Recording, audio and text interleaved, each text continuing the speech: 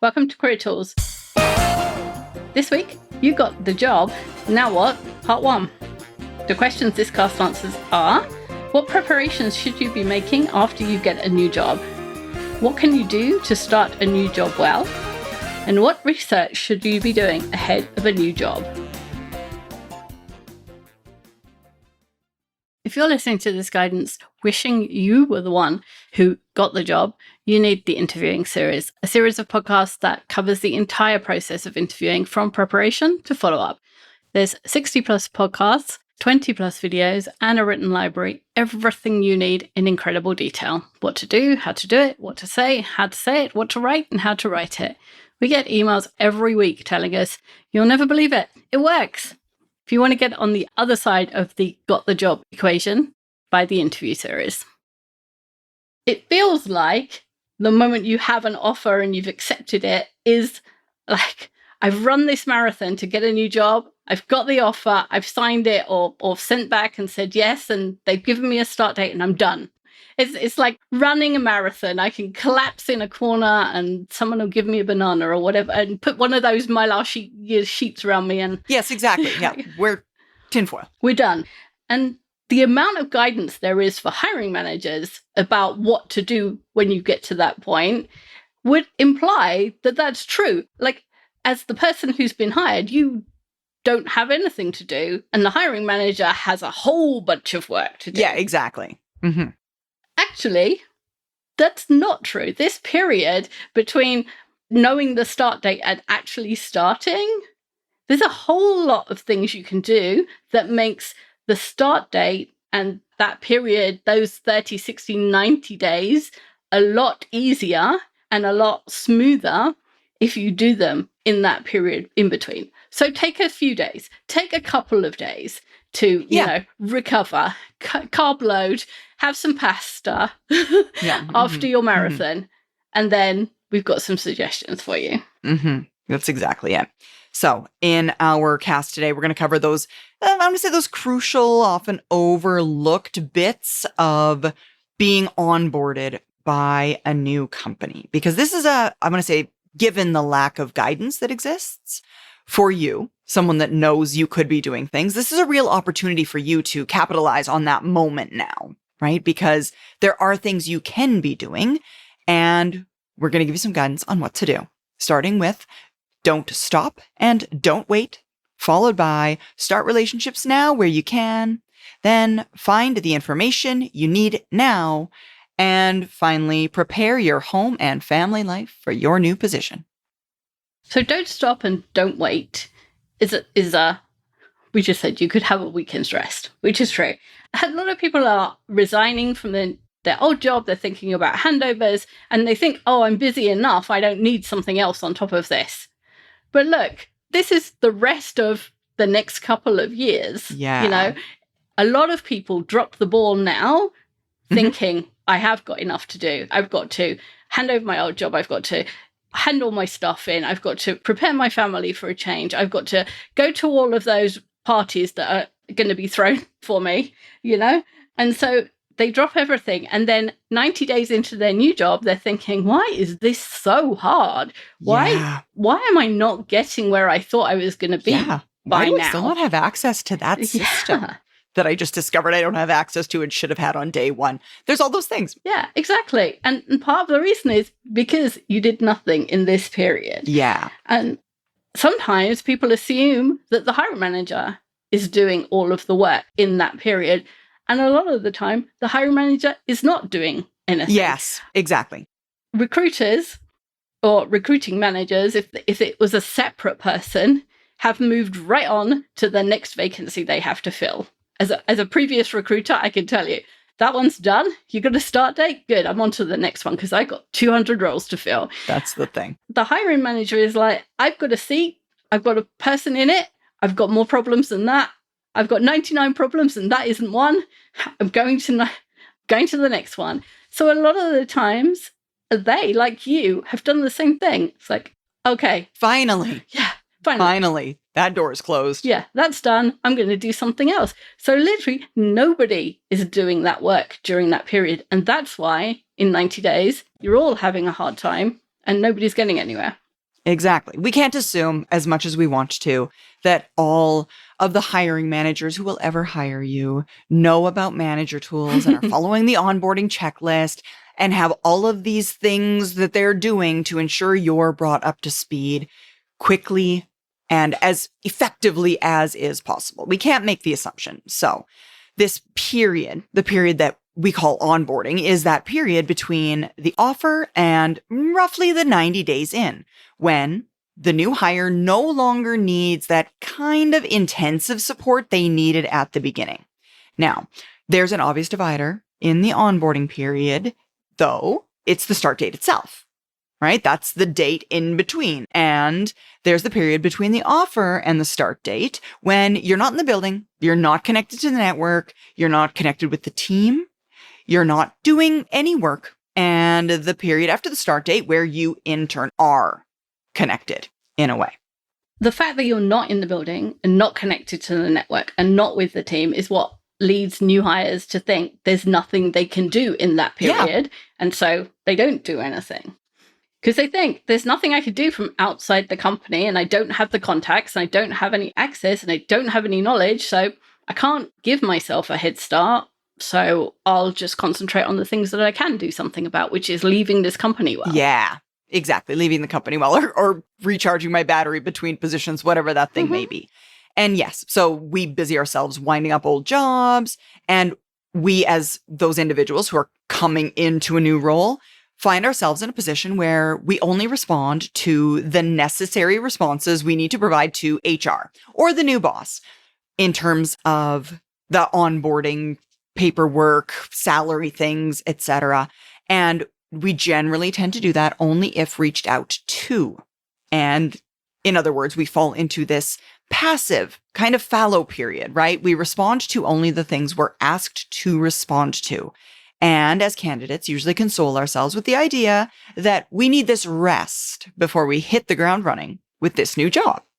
That's what we tell ourselves. Yeah. But this is like Schrödinger's cat. And the only thing I understand about physics is until you look in the box, you don't know whether the cat's alive or dead, right? And you don't know whether you could develop any relationships or do any activities to make your lives easier later because you haven't looked in the box. You're not looking in there. Right? You don't know because you haven't asked. You're not looking for it. Right? And if you look, it might be true that there isn't anything you can do, but it might be true that there is things you can do. So we're going to talk about those things that might be in the box. Mm-hmm, exactly. And again, this falling into a passive pattern is what most people do most of the time. Right. So not being an individual that falls into that passive pattern can set you apart from other people being onboarded. So that's where we kind of want to capitalize. Yeah. So you all are already, before you've even started, you're already sending a message about your work ethic, your excitement for the position. Excitement, yeah, the way you work, the way you're proactive, all of those things those messages that you want to send. Yes. And you haven't even started yet. Exactly. So we're going to start with beginning those new relationships now where possible. That is, every touch point you have with someone at this new company is the beginning of a relationship.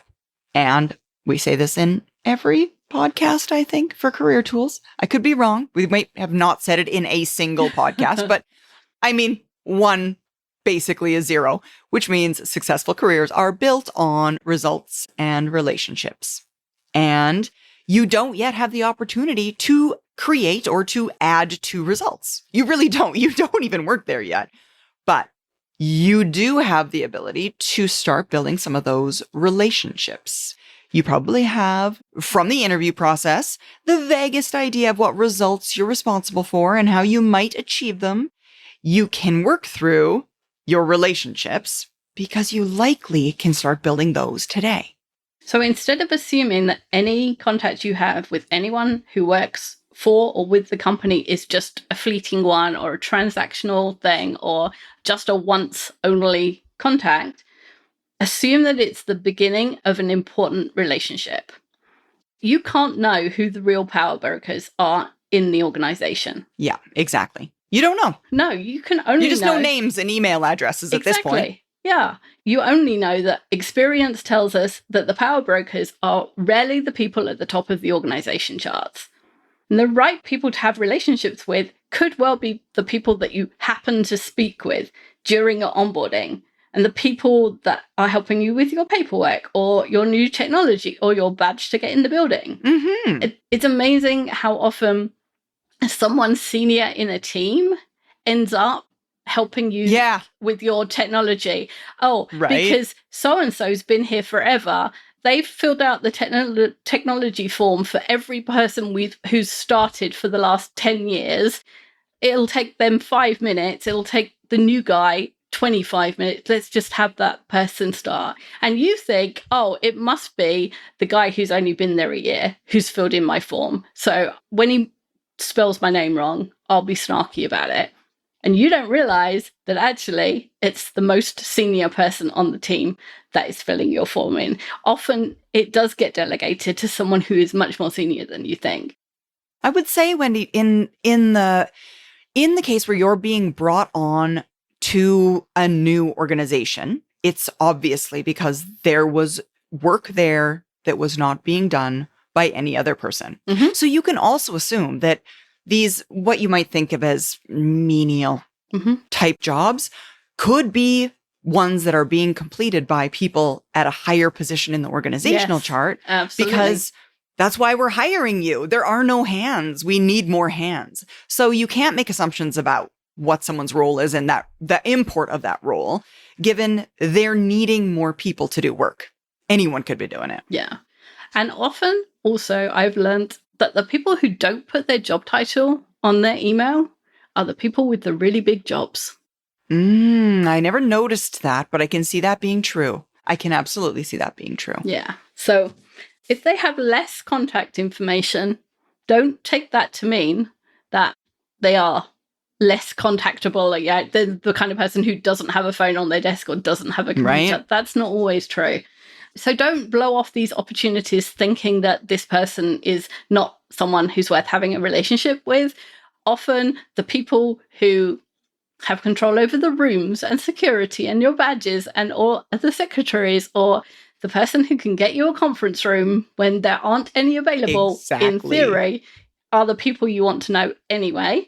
Often the person who's setting up stuff for you isn't as junior as you think they might be. Yeah. And it's just good practice to have good relationships with everybody. So even if you're pressed for time, because it's pretty crunched right now, you're finishing the old job, you're starting this new one, just have a breath and at least be personable and polite. Yeah, exactly. And I mean, if we haven't convinced you by now, everyone knows you don't get a second chance to make a first impression. I mean, how many times have we experienced that, right? Where we met somebody for the first time and they just rubbed us the wrong way. And then every other interaction was not nearly as smooth as it could have been or should have been for no good reason, frankly, other than that first interaction wasn't very good. And people will remember their first interactions with you. Their lasting impression of your personality, your effectiveness is going to come from those first interactions. I mean, we talk all the time about DISC, right?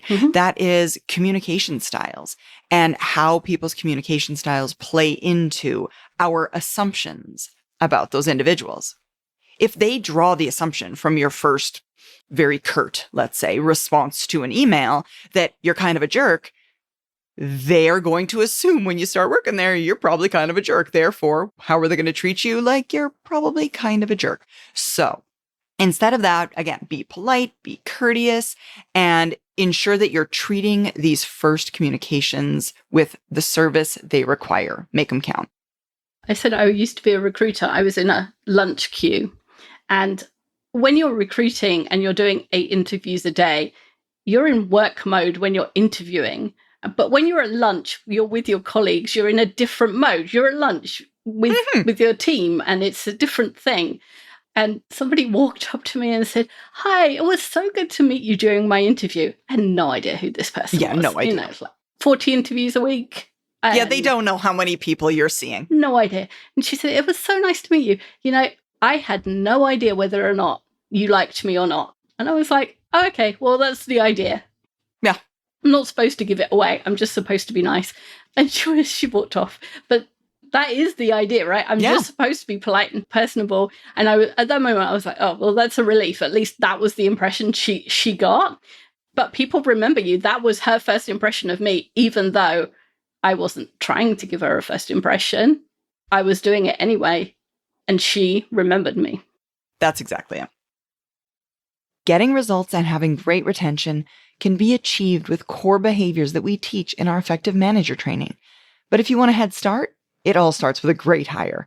The right hire may take a little bit of work to find, but it's worth it in the end. And everyone is needed to make a great hire. It's not just the responsibility of human resources or L&D or the hiring manager. It's a process, and many of us have input to it. Learn how your organization can improve its success with hiring. Contact us by sending an email to customerservice@manager-tools.com for more information on our client effective hiring manager training, whether on-site or virtual. It's not just the responses to other people that are kind and polite and where you're given this opportunity to build early relationships. We'd also recommend you take an active role by staying in contact with your hiring manager. Because if you maintain this contact, this connection with that individual, they will receive the impression that you're very enthusiastic about beginning your new role. Now, ideally, we'd recommend that you aim to touch base with them every 3 days to either give regular updates or receive information and updates on the onboarding process. And again, reinforce your engagement with the organization.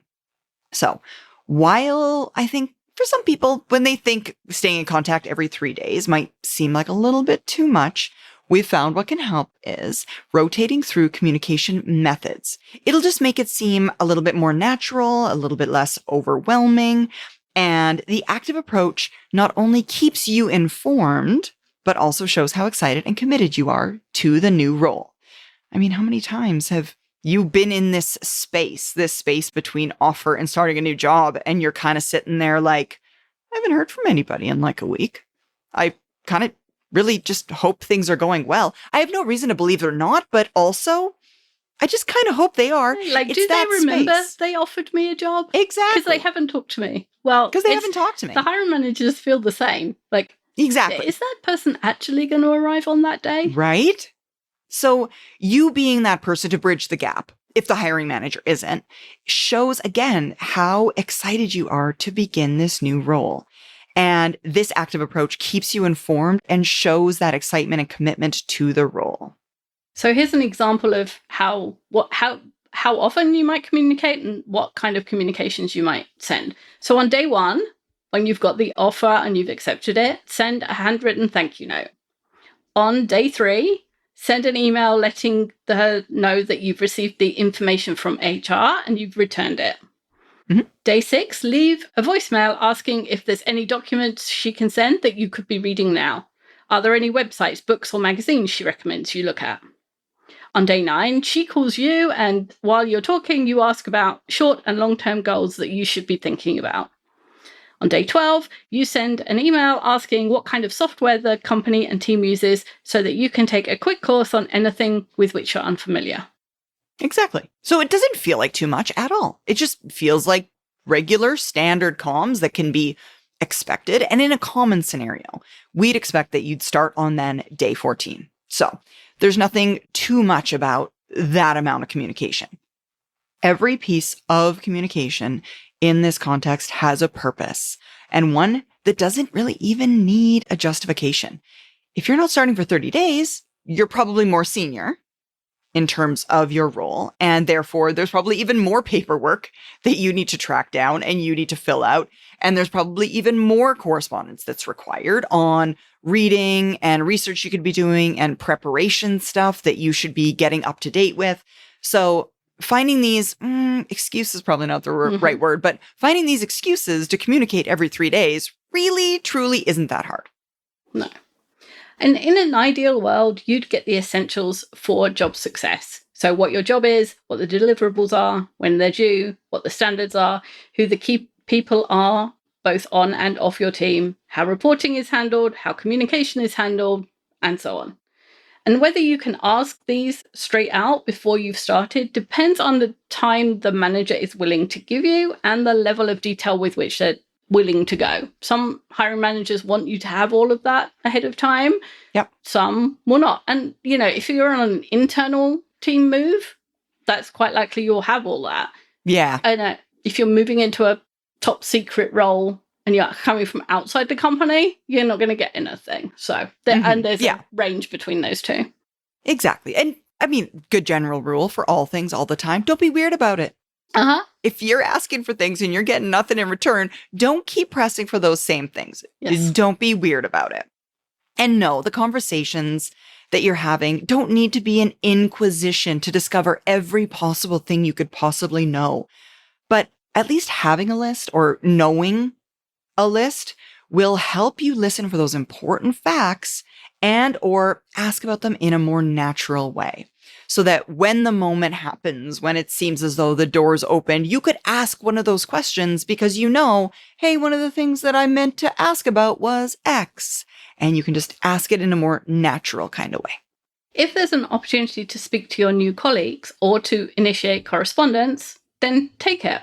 If they're local to you, you can easily ask if they have time for lunch or a coffee so that you can get to know more about them, the team, and their role, and your role. If you're remote from one another, then a phone call or a video conference will work, or even an IM if that's the way they prefer to communicate. At this stage, it's what they want to do rather than the best method of communication. So if somebody from the team, for example, sends you an email about setting up some regular meeting. Oh, by the way, we have a Tuesday staff meeting at 9:00. Just wanted to let you know because you're remote, like you have to be at your desk at 9:00. Yeah. You say, oh, would you mind hopping on a Zoom call for 5 minutes and just giving me some preparation? Because that's the day I start and I'd really like to know how it goes. And that would give you a chance to talk to that person. So, folks, if you're wondering, what could I say? I mean, what questions do I even ask? How do I even have a conversation with this new staff member? And there's, let's say, no Tuesday morning meeting you can ask about. Really, truly, the best question to ask is, tell me about yourself. All you have to do is listen and ask questions about the things that they say about themselves that you find interesting, or make note of things that you might have in common. Now, to be clear, this is not your chance to one-up them. If they went to a really prestigious school, there's no need to mention that you went to Harvard. Instead, ask them, what made you choose that school? Or if you, let's say, for example, both worked at a company, or you both lived in the same town at some point in time, then say that. But then again, quickly switch back to, how did you find it there? Did you enjoy your role? I can't believe we didn't cross paths. And if you do this, that is, make small mentions and then ask questions throughout the entire conversation, you will hear later that everyone you met said you were such a great conversationalist and they really enjoyed meeting you. And if they run out of things to say, which is really unlikely, you can have that list of job successes to fall back on that you can ask about. That's exactly it. But all we were doing here is trying to connect with them, right? People tend to, I think to Wendy's point, enjoy talking about themselves. So give them a platform to do that. They will like you for it. Now, there is one more group of people to talk to in this period, if you can. That is anyone in your network who works at or with this team or company. Now, hopefully, if you followed some of our previous guidance, you'll have talked to these people before you even interviewed, and their input is actually part of why you decided to apply for or interview with this company.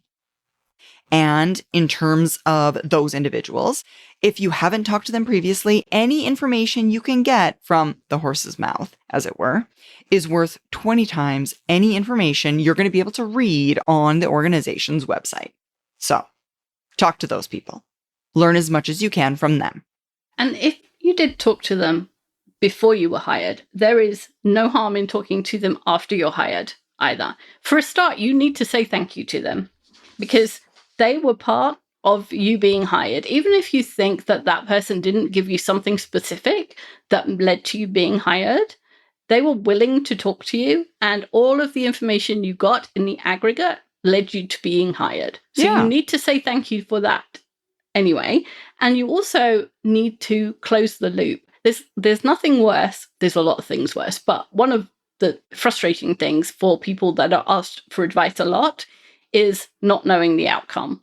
If somebody asks you, I'm going to interview at this company. I know you worked there for 20 years. What was your experience like? And then not knowing that you got hired, it's frustrating and unfair. And so at least go say thank you and close the loop. And the other reason you want to talk to them again, other than thanking them, is the questions you want to know once you've been hired are different to the answers you wanted before you were hired. So before you're hired, you're asking questions with the idea that I want to be hired. I need to know these things before I know whether or not I want to take an offer, or I need to know that the offer has these components. Once you've been hired, you have a whole different set of concerns. It's a different set of questions. Yeah. Exactly. Completely different. So another conversation makes sense. Right. And I mean, who doesn't want to start in a new organization where you've already got friends in different parts of the organization? Like, I've already got a contact over in this part of the org. That is such a great thing to have. But again, if you don't stay in contact with these people and you don't give them an update or thank them, whether or not they're your contact in another part of the org becomes less certain. Exactly. So we've given you 2 things. Don't stop.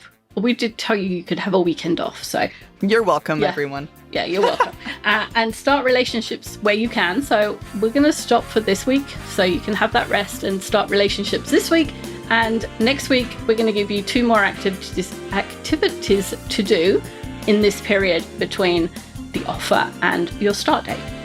We'll be back with part 2 next week. Bye, everyone.